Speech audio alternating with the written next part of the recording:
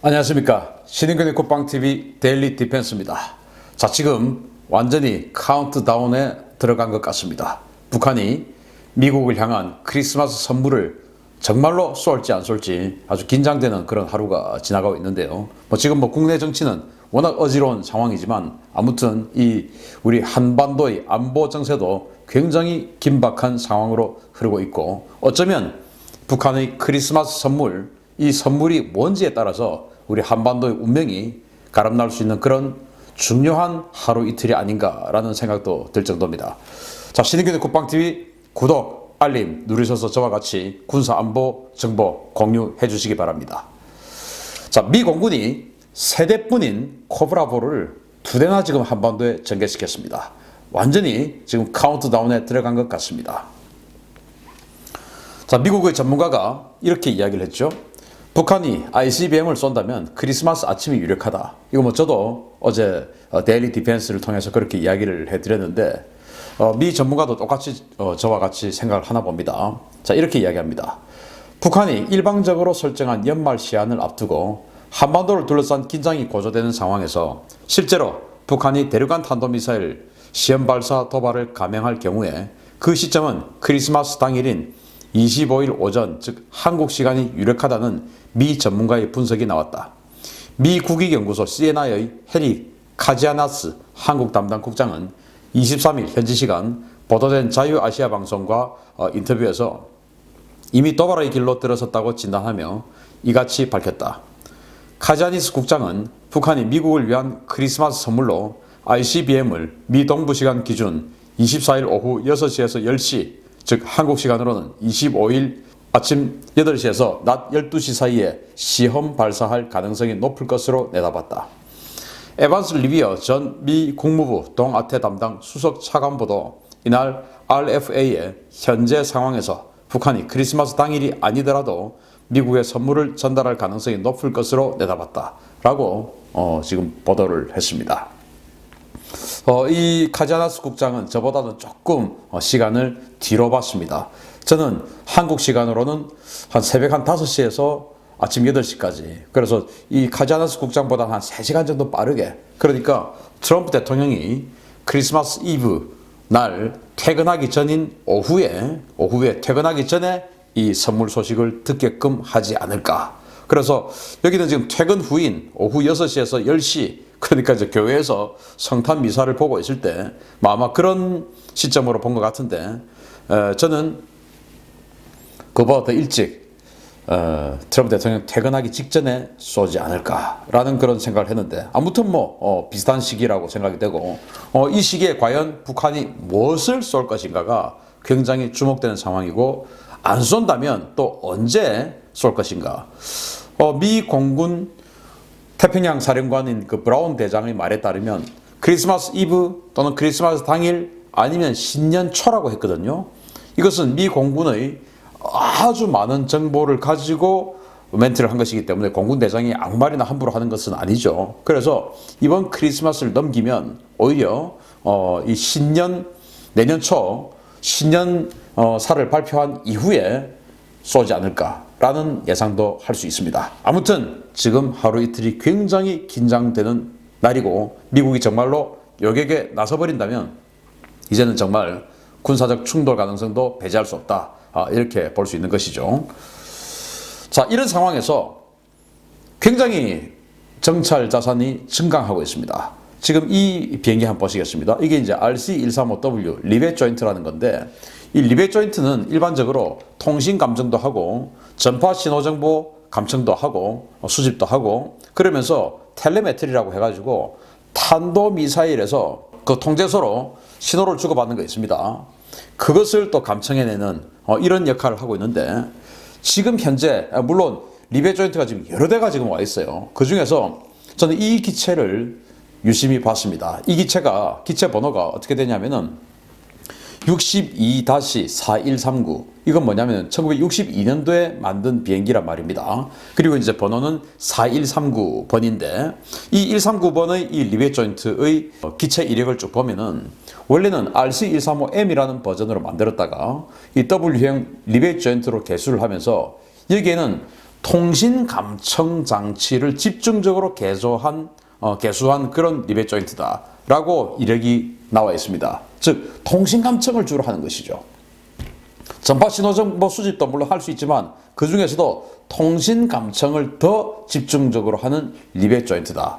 이렇게 되는 것이고, 그럼 이 리벳 조인트가 현재 와서 한반도 상공을 지금도 날고 있어요. 제가 지금 이 영상을 찍고 있는 것이 12월 24일 낮 12시 경인데 잠시 후에 제가 이 동영상을 이제 만들어서 올려드릴 겁니다. 그런데 이 현재 지금도 한반도 상공을 비행 중에 있습니다. 그 말은 뭐냐?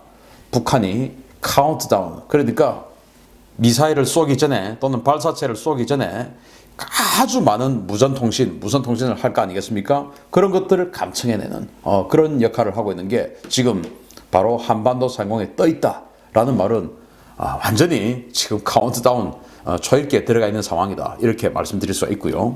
자, 두 번째는 이겁니다. 코브라볼이 한 대 더 왔습니다. 코브라볼은 바로 탄도탄 궤적을 추적하는 그런 미사일 요격 시스템 MD에 사용되는 그런 정찰기죠.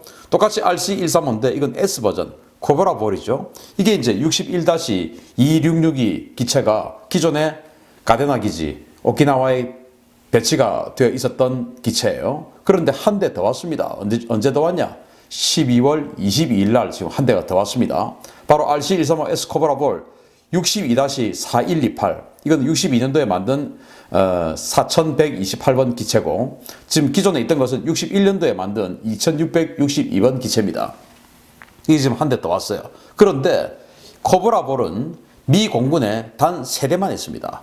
미 공군에 단 3대만 있는 코브라볼 중에 2대가 지금 오키나와에 와 있다라고 하는 것은 24시간 작전하겠다 이 말입니다. 그러니까 북한이 언제 쏠지 모르기 때문에 뭐 쏠 것 같다, 갑자기 기습 발사를 해버리면은 이 궤적을 놓칠 수가 있죠. 그래서 이 코브라볼 이런 대형 비행기라 하더라도 24시간, 36시간, 48시간 계속 작전할 수는 없죠. 조종은 사람이 하고 또 연료가 한정이 돼 있고 또 피로도 이런 게 있다 보니까 기지에 착륙하면 또 이제 이륙해서 다른 비행기하고 교대를 해야 되는 겁니다.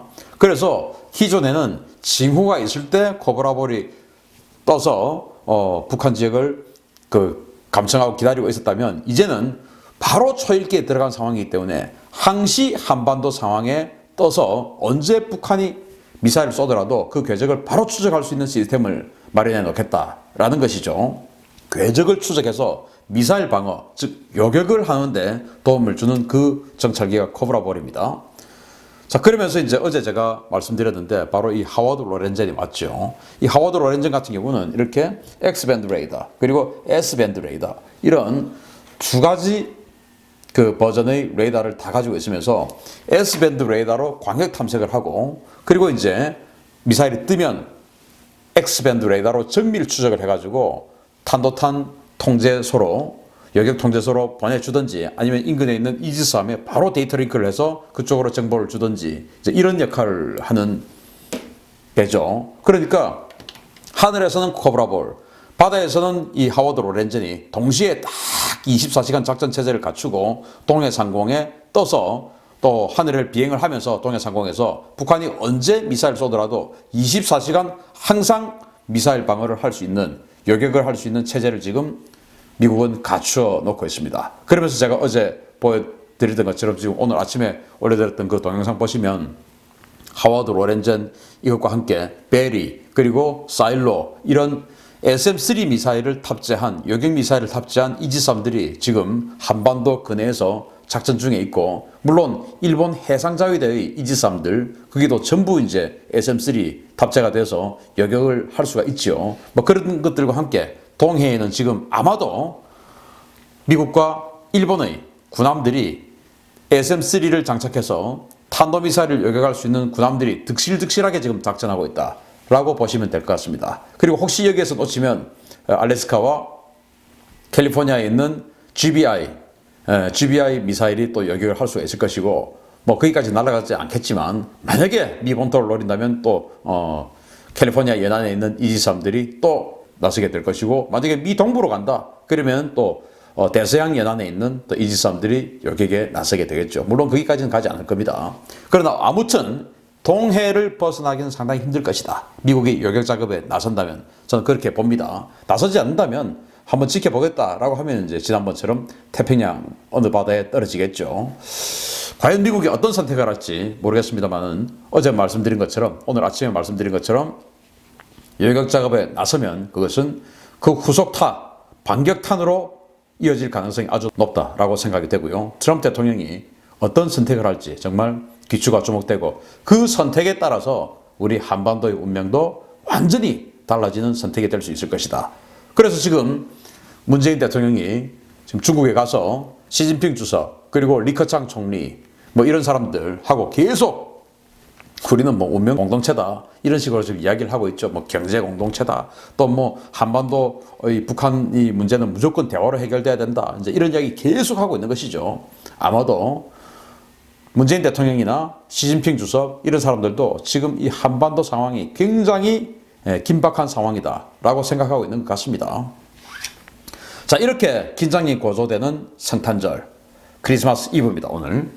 그리고 미국은 아직 이브 뭐 낮은 안 됐겠지만 과연 이 김정은이 쏠 것인가, 버튼을 누를 것인가, 그 버튼을 누르는데 트럼프 대통령은 어떤 선택을 할 것인가 귀추가 주목되면서 제가 트럼프 대통령께 다시 한번 부탁 당부드립니다.